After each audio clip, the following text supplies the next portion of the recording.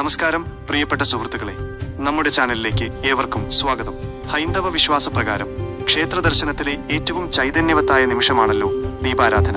സന്ധ്യാസമയത്ത് ക്ഷേത്രനടയിൽ ദീപങ്ങൾ തെളിയുമ്പോൾ ആ ജ്യോതിസിൽ ഭഗവാനെ ദർശിക്കാൻ നാം ഏവരും കാത്തുനിൽക്കാറുണ്ട്.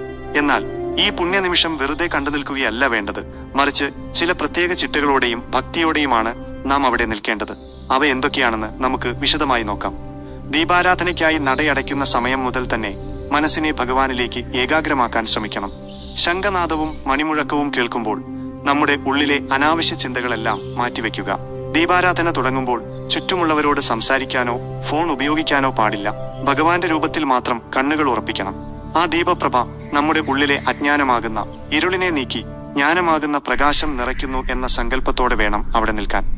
ശബ്ദമുണ്ടാക്കി പ്രാർത്ഥിക്കുന്നതിനേക്കാൾ വളരെ താഴ്ന്ന സ്വരത്തിലോ അല്ലെങ്കിൽ മനസ്സിലോ നാമജപം നടത്തുന്നത് ഏറ്റവും ഉത്തമമാണ്. ഓം നമോ നാരായണായ എന്നോ നമശിവായ എന്നോ ഉള്ള മന്ത്രങ്ങൾ ജപിച്ച് പൂർണ്ണമായ അർപ്പണബോധത്തോടെ വേണം നടയ്ക്കൽ നിൽക്കാൻ.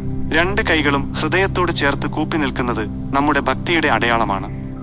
വിഗ്രഹത്തിന്റെ പാദങ്ങളിൽ നിന്ന് തുടങ്ങി കിരീടം വരെ ആ ദീപപ്രഭയിൽ ദർശിക്കാൻ ശ്രമിക്കുക. മറ്റൊരു പ്രധാന കാര്യം, ദീപാരാധന നടക്കുമ്പോൾ ക്ഷേത്രമുറ്റത്ത് പ്രദക്ഷിണം വയ്ക്കുന്നത് ഒഴിവാക്കണം എന്നതാണ്. ഭഗവാന്റെ ചൈതന്യം ഏറ്റവും കൂടുതൽ ജ്വലിച്ചു നിൽക്കുന്ന ആ സമയം ഒരേ നിൽപ്പിൽ ഭഗവാനെ ദർശിക്കുന്നതാണ് ഉചിതം. ദീപാരാധന കഴിഞ്ഞ് നടയടയ്ക്കുന്നതുവരെ ആ ചൈതന്യം അനുഭവിച്ച് അവിടെ നിൽക്കുക. ശാന്തിക്കാരൻ ദീപവുമായി പുറത്തേക്ക് വരുമ്പോൾ ആ ദീപം വന്നിച്ച് ചൈതന്യം ഉൾക്കൊള്ളുക.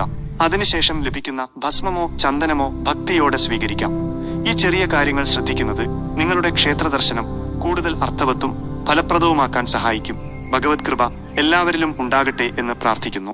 ഈ അറിവ് നിങ്ങൾക്ക് ഉപകാരപ്പെട്ടുവെങ്കിൽ ദയവായി ഈ വീഡിയോ ലൈക്ക് ചെയ്യാനും നിങ്ങളുടെ സുഹൃത്തുക്കളിലേക്ക് ഷെയർ ചെയ്യാനും മറക്കരുത്.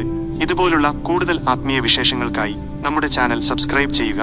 അടുത്ത ഒരു വീഡിയോയുമായി വീണ്ടും കാണാം. നന്ദി.